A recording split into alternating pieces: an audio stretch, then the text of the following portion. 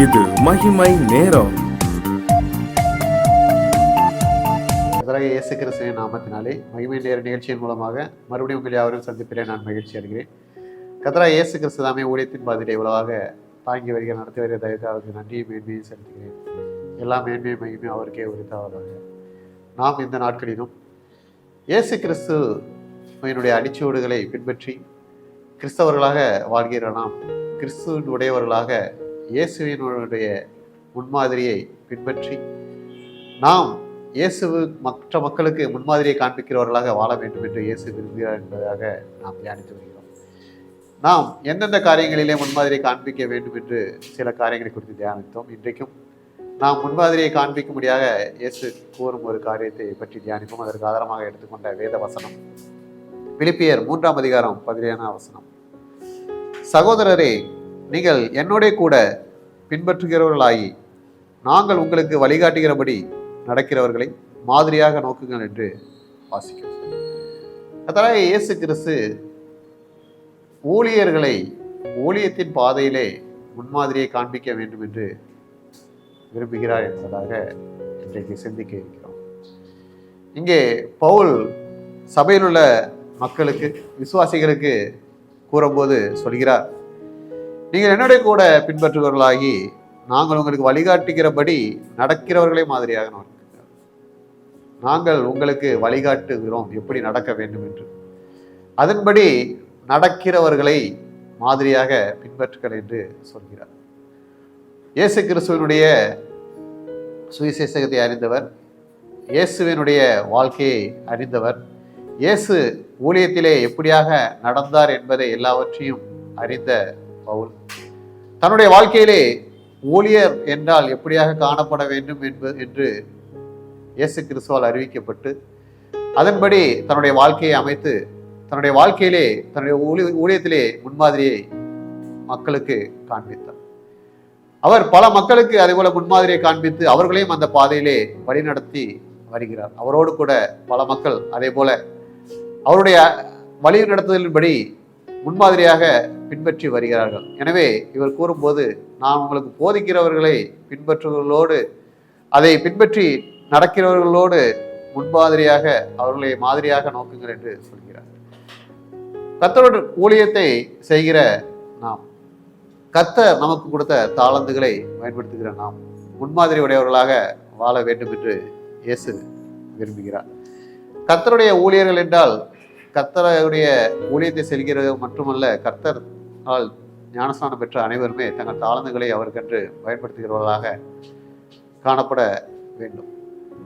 உண்மையுள்ளவர்களாக நாம் காண்பிக்க வேண்டும், நாம் வாழ வேண்டும். இயேசு கிறிஸ்துவனுடைய ஊழியத்தை பின்பற்றி அடிச்சோடுகளை பின்பற்றி மற்றவர்களுக்கு போதிக்கும் போது அவர்கள் நம்மளுடைய மாதிரிகளை இயேசுவின் மூலமாக இயேசு நமக்கு அந்த மாதிரியை கொடுத்துகிறார் என்பதாக அறிந்து அந்த மாதிரியின்படி அவர்கள் வாழ்வார்கள். இயேசு கிறிஸ்துவானவர் நமக்கு பல வரங்களை தந்து நம்மை அதுபோல ஆசீர்வதித்து வழி நடத்துவார். நாம் முன்மாதிரியை காண்பிக்கும் போது நமக்கு பல்வேறு கிருபை வரங்களை அவர் கொடுத்து இன்னும் வல்லமையாக எடுத்து பயன்படுத்துவார் என்பதிலே சந்தேகமே இல்லை. நாம் ஊழியத்திலே முன்மாதிரியை காண்பிக்க வேண்டுமானால் நாம் என்ன செய்ய வேண்டும் என்று பார்க்கும்போது, முதலாவது கர்த்தருடைய ஊழியர்கள் தங்கள் வாழ்விலே பரிசுத்தத்தையும் நீதியையும் காத்துக்கொண்டு சாட்சியாக வாழ வேண்டும் என்று வாசிக்கிறோம். 1 தெசலோனிக்கேயர் 2:10 நாம் வாசிக்கிறோம், விசுவாசிகளாகிய உங்களுக்குள்ளே நாங்கள் எவ்வளவு பரிசுத்தமும் நீதியும் பிழை இல்லாமையுமாய் நடந்தோம் என்று நீங்களும் சாட்சி, தேவனும் சாட்சி என்று வாசிக்கிறோம். கர்த்தருடைய ஊழியக்காரர்கள் என்றால் எல்லாருக்கும் முன்பாக சாட்சி கொள்ள வேண்டும். அவருடைய வாழ்க்கையை குறித்து இயேசு கிறிஸ்துவே சாட்சி சொல்ல வேண்டும். எப்படி வாழ்ந்தார்களாம் என்றால் பரிசுத்தமும் நீதியும் பிழை இல்லாதவர்களுமாக நடந்தார்கள் என்று வாசிக்கிறோம். இயேசுவின் ஊழியத்தை செய்யும் போது பல பாடுகள் உபத்திரவங்கள் மத்தியிலே செய்தாலும் எந்த ஒரு சூழ்நிலையிலும் நம்முடைய பரிசுத்தத்தை காத்து கொள்ள வேண்டும். இயேசு கிறிஸ்துவானவர் இந்த உலகத்திலே வாழும்போது பாவம் இல்லாதவராக வாழ்ந்தார் என்று நாம் பார்க்க முடியும். அவருடைய அடிச்சுவடுகளை பின்பற்றுகிற நாம் அதுபோல பாவம் இல்லாதவர்களாக பரிசுத்தமாய் வாழ வேண்டும் என்று இயேசு கிறிஸ்து விரும்புகிறார். மேலும் அவர் இடத்திலே வந்த வழக்குகளை அவரிடத்திலே கேட்கப்பட்ட கேள்விகள் எல்லாவற்றுக்கும் அவர் நீதியாக பதில் சொன்னார். எல்லா காரியங்களிலும் நீதியாக பதில் சொன்னார். நம்மிடத்திலே கர்த்தருடைய ஊழியத்தை செய்யும் ஒவ்வொருத்தரும் வருகிற ஒவ்வொரு காரியங்களையும் நாம் எப்படியாக அணுகுகிறோம், எப்படியாக செய்கிறோம் என்பதை நாம் சிந்தித்து பார்க்க வேண்டும். மேலும் கர்த்தராகிய இயேசு கிறிஸ்துவை எந்த குற்றமும் கண்டுபிடிக்க முடியவில்லை. கடைசியிலே இயேசு கிறிஸ்துவை சிலுவையில் அறைய வேண்டும் என்று பிலாத்து ஒப்புக் கொடுக்கும்போது கூட நான் இவரிடத்திலே ஒரு குற்றமும் காணேன் என்று சொல்கிறான். பிழையில்லாமல் வாழ்ந்தார். அதுபோன்ற அடிச்சோடுகளை இயேசுவின் ஊழியர்களாகிய நாம் பின்பற்ற வேண்டும். அதற்கு மாதிரிகளாக வாழ வேண்டும் என்று விரும்புகிறார். மேலும் இயேசு கிறிஸ்து எப்படியாக அப்படி வாழ்ந்தார் என்று பார்க்கும்போது யோவான் 8:16 நாம் இப்படி வாசிக்கிறோம். இயேசுவும் பிதாவும் ஒரே தன்மையுடையவர்களாக இருக்கிறார்கள் என்பதை நாம் அறிந்து கொள்ள முடியும். இயேசு கிறிஸ்து தேவனோடு ஐக்கியமுடையவராக காணப்பட்டார்.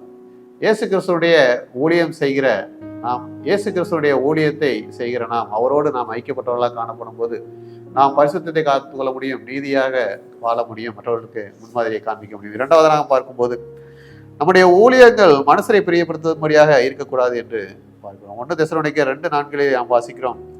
சுவிசேஷகத்தை எங்களிடத்திலே ஒப்புவிக்கத்தக்கதாக தேவன் எங்களை உத்தமர் என்று எண்ணினபடியே நாங்கள் மனுஷருக்கு அல்ல, எங்கள் இருதயங்களை சோதித்து அறிகிற தேவனுக்கே பிரியமுண்டாக பேசுகிறோம் என்று வாசிக்கிறோம். இயேசு கிறிஸ்து ஊழியர்களை தேர்ந்தெடுக்கிறார். அவர்களை எப்படி கூப்பிடுகிறார் என்று உத்தமர் என்று கூறுகிறார். இயேசு கிறிஸ்துவனுடைய ஊழியர்களை உத்தமர் என்று கூறுகிறார். உத்தமர் என்று கூறி அவர்களிடத்திலே அவருடைய ஊழியத்தை கொடுத்திருக்கிறார். எனவே மனுஷரை பிரியப்படுத்தும்படியாக அல்ல, இயேசுவை பிரியப்படுத்தும்படியாக நாம் பேச வேண்டுமாம், சுவிசேஷகம் சொல்ல வேண்டுமாம். எப்படியாக நாம் நம்மை சிந்தித்து பார்ப்போமானால் அவருடைய ஊழியர்களாகிய நாம் உத்தமராக இருக்கிறோமா என்றால் இல்லை.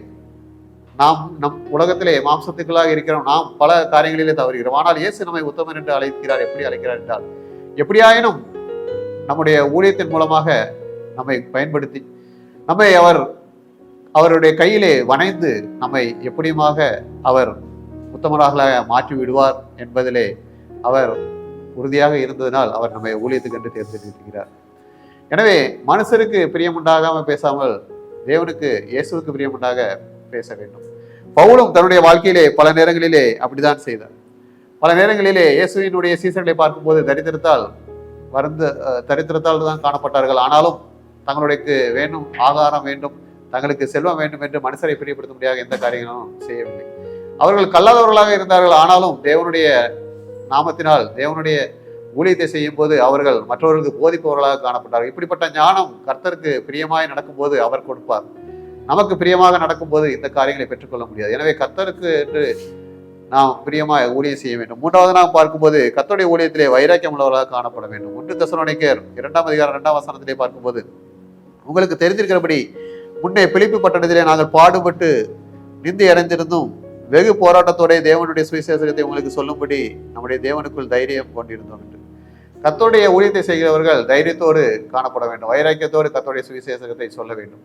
கர்த்தருடைய ஊழியத்திலே நாம் முன்மாதிரியை காண்பிக்க வேண்டும் என்றால் வைராக்கியத்தோடு நாம் காணப்படும் போது நாம் மற்றவர்களுக்கு முன்மாதிரியை காண்பிக்க முடியும். மற்றவர்கள் நம்முடைய அடிச்சுவடுகளை பின்பற்றி வருவார்கள்.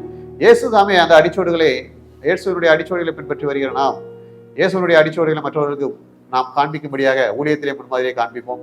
இயேசு பல்வேறு மக்களை பரலோகத்தின் வழியிலே நம் மூலமாக வழி நடத்துவார். அப்படிப்பட்டதான கிருபைகளை கர்த்தர் செய்வாராக. ஆமென். ஜெபம். இயேசுவே, இந்த நாளிலும் ஊழியத்திலே முன்மாதிரி உள்ளவர்களாக வாழ வேண்டும் என்று சிந்தித்தோம்.